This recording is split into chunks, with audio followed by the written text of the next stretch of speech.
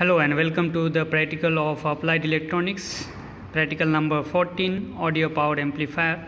Myself Sanjit Kumar Singh, lecturer in electronics and telecommunication department at Praveen Patil Polytechnic, Bhinder. So this is the circuit to be implemented. Here we find the transistor.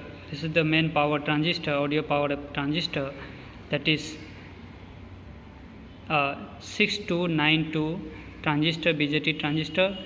It is of general purpose NPN transistor with the terminal base 1, collector as terminal 2 and the third terminal as emitter. These two resistors are the potential divider resistors used for biasing the transistor properly. It is of 68 kilo ohm and 12 kilo ohm, and here 1.5 kilo ohm RC resistor is there to limit the current through the transistor, and 470 ohms is the emitter resistor with the bypass capacitor of 10 microfarad. Input and output capacitors, coupling capacitors are of 1 microfarad, and this is the loudspeaker of 8 ohms. So the components required for this is given in the table form.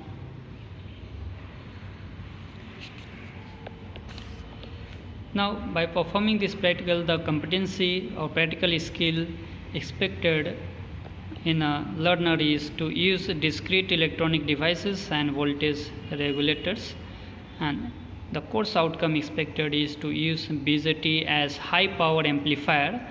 By performing this practical, the practical outcome expected is build and test the performance of audio powered amplifier.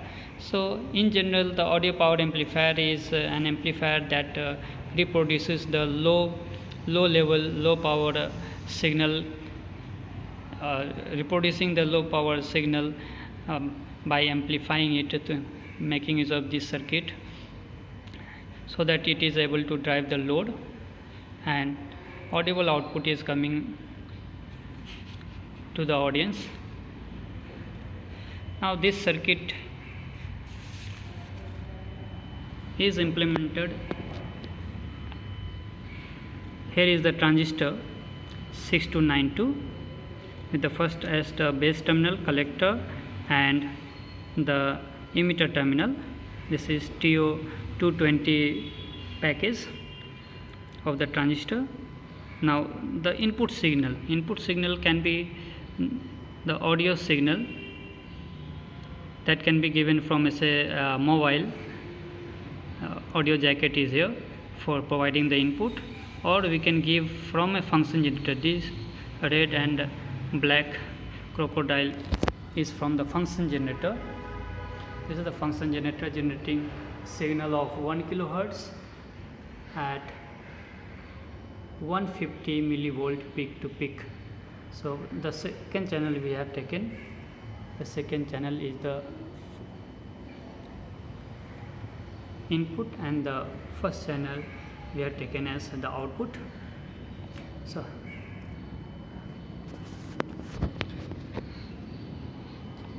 in order to take the readings, we have to vary the input voltage from the function generator. For instance, we have provided here 150 millivolt, and the output we got earlier was 120 millivolt output observed on the second channel of CRO. These are the peak to peak values. So for different input voltage, we can note down the corresponding output voltage, or even using a sound meter we can measure the output of the loudspeaker in terms of dB. So here the circuit we are seeing, these two are for the input. This is the ground line down here, which will be provided VCC supply 12 volt is the positive, and the negative down here.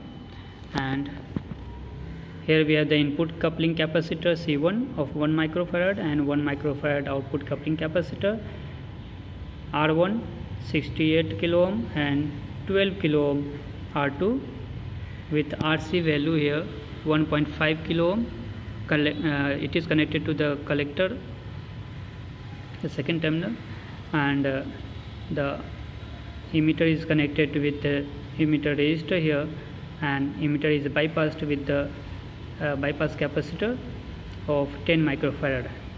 So this is the basic circuit, and that drives the load. This is the main load, loudspeaker connected from the coupling capacitor with respect to ground.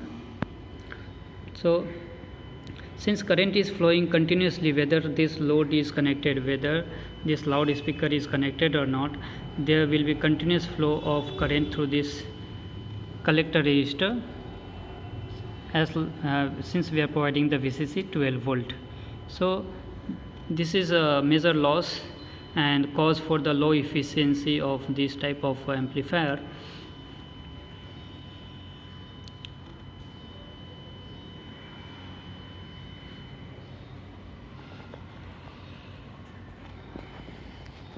Here we can change the input from the function generator. We can change the frequency.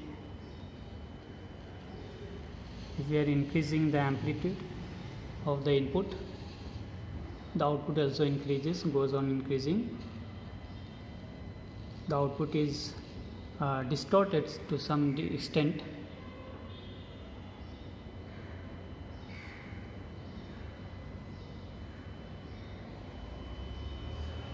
So in this way we are taking the readings.